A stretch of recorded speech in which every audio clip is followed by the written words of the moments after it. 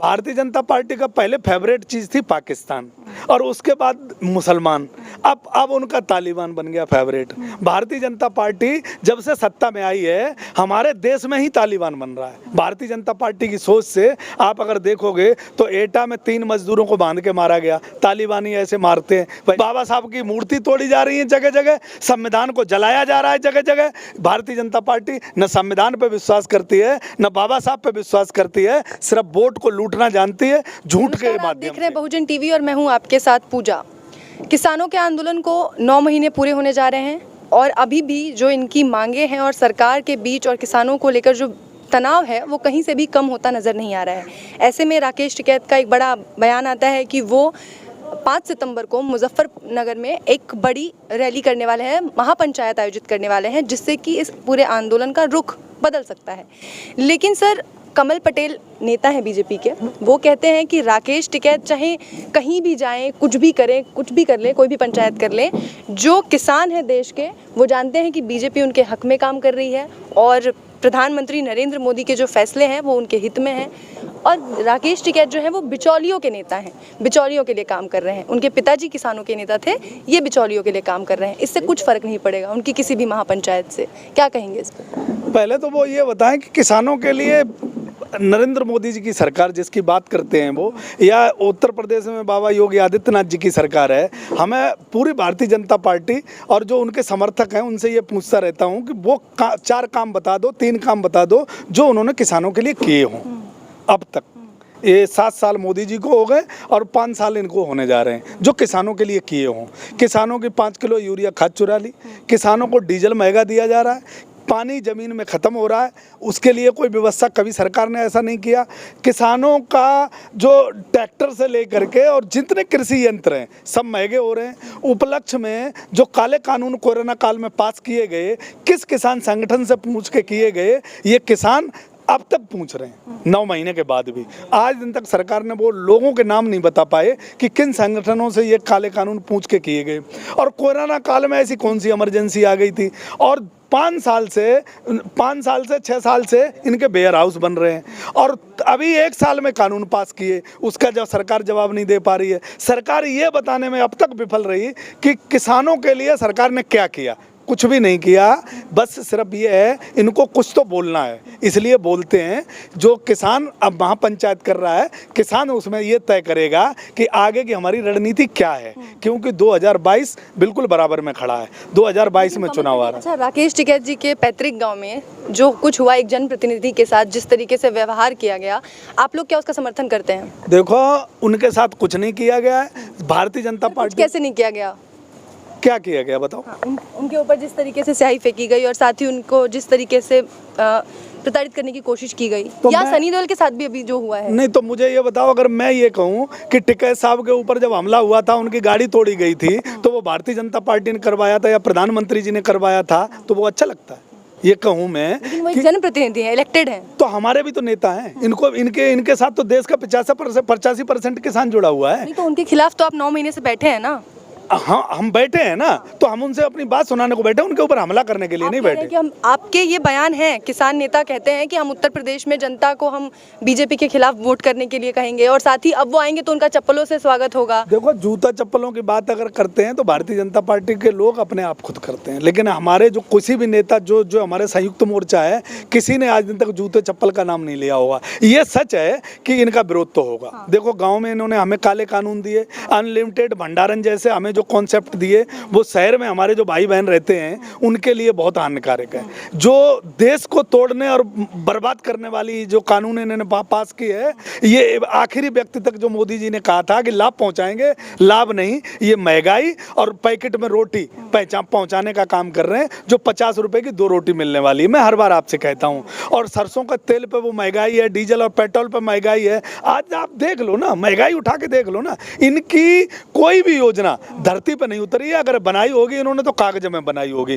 किसानों को ये कानून दिए हैं, ये साफ संकेत देते हैं ये किसानों का मौत का समान है। भारतीय किसान संघ अब आप लोगों के समर्थन में आ रहा है, समर्थन भी इस तरीके से कि वो एमएसपी की गारंटी की बात कर रहा है। इसे कैसे देख रहे हैं? आरएसएस का देखो आरएसएस का संगठन जो जहाँ पे हमारा समर्थन कर रहा है वहाँ तो हम स्वागत करते हैं उसका, लेकिन हमें किसानों को उसके सलाह की जरूरत नहीं है।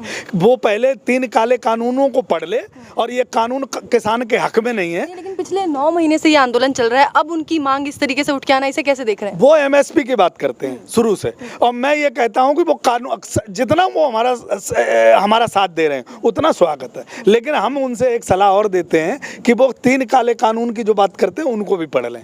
उसमें किसान का नुकसान है। जब हमारी ज़मीनों को कांटेक्ट होगा कि हमारी लालाओं के साथ, तो वो ज़मीनें हमारी रहेंगी कि नहीं रहेंगी, इसमें भी असमंजस की स्थिति है। जो मंत्री अभी भी कह रहे हैं कि जो असली किसान हैं वो प्रधानमंत्री के साथ हैं, चुनाव में हम ये चीज़ देख लेंगे, और आप लोग अभी भी वही, मतलब पुराना ही राग चल रहा है। सर, ये कैसेट 9 महीने से चल रहा है, तो इनका क्या, इनका नया क्या है? ये भी असली हिंदू, नकली हिंदू, असली किसान, नकली किसान, असली राष्ट्रभक्त, नकली राष्ट्रभक्त में, ये इसी में तो देश को बांट रहे हैं। इनका क्या असली है, मुझे बताओ क्या सही है? वो पुराना, आज से 7 साल पहले जब मोदी जी आए थे तो यही तो कहते थे, असली किसान, नकली किसान, असली राष्ट्रभक्त, नकली राष्ट्रभक्त, असली विपक्षी, नकली विपक्षी। ये कुछ नहीं, उन्हीं में हमें बांट दिया। किसान कोई छोटा बड़ा नहीं होता है। इन्होंने ये कहा कि किसान के, हमने जो कानून बना दी, किसान कहीं भी बेच सकता है। आप मुझे बताओ 10 कुंटल अनाज पैदा करने वाला किसान देश के किस मंडी में ले जाएगा? कोई व्यवस्था उसके पास नहीं है। इनके सिर्फ ये देश को भ्रमित करना चाहते हैं, किसानों को आपस में लड़ाना चाहते हैं, जैसे हिंदू और मुसलमान को लड़ाना चाहते हैं। ये 3 तलाक का मुद्दा लाके आपस में विवाद करना चाहते थे, सीए और एनआरसी लाके देश को बर्बाद, आपस में भिड़ाना चाहते थे। यही इनका छोटा और बड़ा किसान का मुद्दा है। ये कुछ नहीं करना चाहते हैं। इनको अपनी ज़मीन खिसकती हुई दिखाई दे रही है। इनको सच्चाई पता चल गई है कि किसान अब सारी कानूनें समझ गया है कि 7 साल से वेयर हाउस बन रहे थे, 1 साल में इन्होंने जो कानून पास की, अब ये प्रधानमंत्री जी इसमें फंस रहे हैं। तो ये नए नए फार्मूले और नए नए मुद्दे ढूंढ के ला रहे हैं, लेकिन किसान किसी में झांसे में आने वाला नहीं, क्योंकि किसान के दिल पे वार किया, किसान की फसल और नस्ल को बर्बाद करने की कोशिश की। प्रधानमंत्री ने विश्वासघात किया, देश के साथ धोखा किया, देश के अन्नदाता के साथ धोखा किया। हमें राष्ट्रभक्त बताया गया था, बाद में आतंकवादी बताया गया। इसमें किसान दुखी है। लेकिन इतने पे भी अभी भी केंद्रीय मंत्री गिरिराज सिंह जी कहते हैं कि अगर 20 साल और प्रधानमंत्री रह जाते हैं तो देश से गरीबी खत्म हो जाएगी। किसकी बात कर रही हो तुम? गिरिराज जी का अपना ट्रैक रिकॉर्ड देख लो। वो तो राष्ट्रभक्त नहीं है, वो मोदी भक्त हैं। उनको मोदी भक्त लोगों को क्या बात करोगे? मोदी भक्त लोग तो ये कहते हैं हम 500 रुपये पेट्रोल मिल जाएगी, हम तब भी खरीदेंगे। हमारा देश में 1000 रुपये किलो हमें अनाज मिलेगा, तब भी खरीदेंगे। तो उन लोगों की क्या बात करेंगे जिनका अपना दिमाग ही नहीं है, जिनके पास अपना सेंस ही नहीं है सोचने का। हम कोई मोदी भक्त थोड़े हैं, और हम लोग राष्ट्र के लिए और अपने आने वाली नस्लों के लिए बैठे हैं। हमारा किसान आत्महत्या कर रहा है। मुझे एक बात बताओ आप कि इन 35 सालों में सोने से लेकर के हर चीज, जमीन से लेकर के हर चीज का रेट 1000 गुना बढ़ा है। किसान का 100 गुना तक क्यों नहीं बढ़ा? किसान की किसी भी फसल का आप रेट देख लो, डीएपी और यूरिया देख लो, आप डीजल और पेट्रोल देख लो। डीजल और पेट्रोल का कौन तय करता है? प्रधानमंत्री जी कहते हैं हम तय ही नहीं करते हैं। यही प्रधानमंत्री जी थे जब विपक्ष में थे तो सरकार को मुद्दों पे समय समय पे खड़ा करते रहते थे। आज प्रधानमंत्री जी कहते हैं डीजल और पेट्रोल का भाव पता नहीं कौन तय करता है। तो मैं ये कहता हूँ कि हमारी रोटी का भाव भी वही उद्योगपति तय करेंगे, हमारे अन्न का और सब्जी का भी वही उद्योगपति रेट तय करेंगे। अगर किसान सही समय पे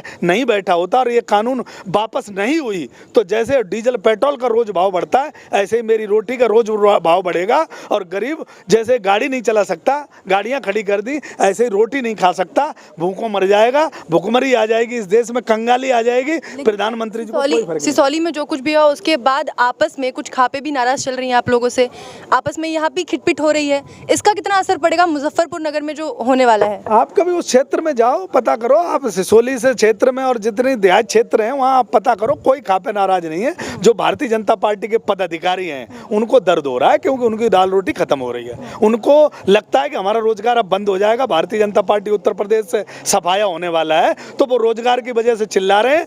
भारतीय किसान 70% किसान एक संगठन के नीचे है, एक झंडे के नीचे है, एक बैनर के नीचे है। किसानों में कहीं कोई मतभेद नहीं है। सिसोली में जो फैसला लिया जाएगा वो देश का किसान उसका सम्मान करेगा, और अपने गांव में और अपने कस्बों में, अपने जिलों में उसको जो किसानों के संगठन की तरफ से आदेश मिलेगा उसके लिए काम करेगा। हम सभी किसान उत्तर प्रदेश से भारतीय जनता पार्टी को भगाएंगे, ये सबका इरादा है, क्योंकि भारतीय जनता पार्टी ने किसानों के साथ धोखा किया। आखिरी सवाल सर, तालिबान के मुद्दे को देश में इस वक्त कैसे देख रहे हैं आप? हर जगह तालिबान की बात हो रही है।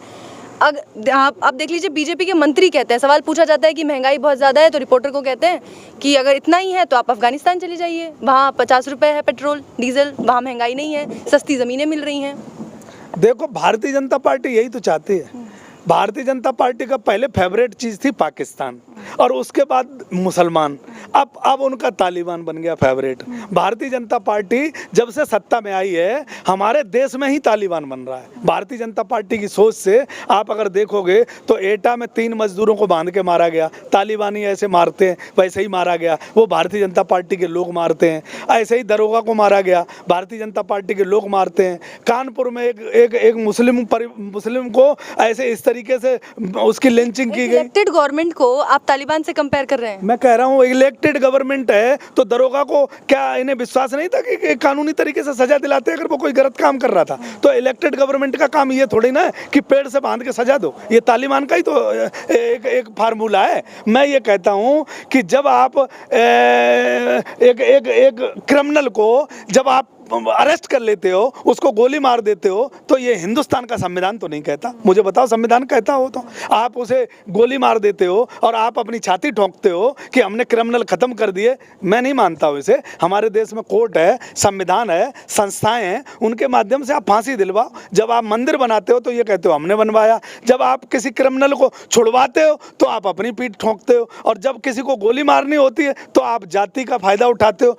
भारतीय जनता पार्टी के दोहरे मापदंड नहीं चलेंगे। आप अपने लाभ के लिए तालिबान का नाम लेते हो और अपने ही देश को सुरक्षित नहीं रख पाते हो, संविधान का सम्मान नहीं करते हो। बाबा साहब की मूर्ति तोड़ी जा रही है जगह जगह, संविधान को जलाया जा रहा है जगह जगह। भारतीय जनता पार्टी न संविधान पे विश्वास करती है, न बाबा साहब पे विश्वास करती है, सिर्फ वोट को लूटना जानती है झूठ के माध्यम से। वो किसान अब नहीं होने देगा। जो पोस्टर लगे हुए थे उत्तर प्रदेश नंबर 1 स्टेट के, अब उन पोस्टरों को बदल दिया गया है। पोस्टर में अब ये बताया जाता है कि निवेश में उत्तर प्रदेश जो है वो अब सबसे ज़्यादा पसंदीदा राज्य बन गया है निवेशकों का। उसके अलावा प्रति व्यक्ति आय में बढ़त हुई है, और भी कुछ आंकड़े उसमें दिखाए जाते हैं और उनका प्रचार किया जा रहा है। क्या कहेंगे इस पर? अब बाबा योगी आदित्यनाथ जी इन्वेस्टर का आंकड़ा भी देते हैं कि उत्तर प्रदेश में कितने इन्वेस्टर आए। कोई आंकड़ा नहीं उनके पास। कौन सी नई उन्होंने कोई एक कंपनी लगाई, नया कोई इन्वेस्ट हुआ है उत्तर प्रदेश के अंदर तो बता दें। कुछ नहीं हुआ, सिर्फ उत्तर प्रदेश को भ्रमित किया जा रहा है। ऐसे ही चुनाव तक पोस्टर लगाते रहेंगे ये लोग, और चुनाव में हारने की इनकी पूरी जनता ने इंतजाम कर लिया है। उत्तर प्रदेश में कहीं से कहीं तक ये अपनी जमानत बचाने में विफल रहेंगे। सिर्फ ये पोस्टर वाले नेता हैं, नाम बदलने वाले नेता हैं। भारतीय जनता पार्टी के 4.5 साल उत्तर प्रदेश में कुछ नहीं किया, और मोदी जी ने 7 साल में देश में कुछ नहीं किया। स्मार्ट सिटी के नाम पे देश को धोखा दिया गया, डबल आय के नाम पे धोखा दिया गया, किसानों को 3 काले कानून के नाम पे ठगा गया, डबल आय के नाम पे किसानों को वोट लूटा गया। ये सब अत्याचार अन्याय संविधान के साथ भी किया गया, क्योंकि ये भी एक भ्रष्टाचार है। हमारा धोखा दे के अगर आप वोट लूटते हो तो ये भी भ्रष्टाचार की श्रेणी में आता है। वो सब भारतीय जनता पार्टी ने किया है, और अब मीडिया के माध्यम से देश को भ्रमित करना चाहते हैं। हमारे यहाँ टिकैत साहब कहते हैं कि कलम और कैमरे पे जो गन का पहरा है वो किसान हटाएगा, क्योंकि ये पहरा इनको लाभ पहुंचाने की कोशिश कर रहा है। लेकिन एक देश का किसान और मजदूर जाग गया है। अब मीडिया अपनी चाहे लाख कोशिश कर ले, लेकिन भारतीय जनता पार्टी का भला नहीं कर सकती, क्योंकि देश के किसानों ने और देश के मजदूरों ने मीडिया का साथ छोड़ दिया। मीडिया नहीं देख रहे, देश के खजाने से जो मीडिया चल रही है वो चलती रहे।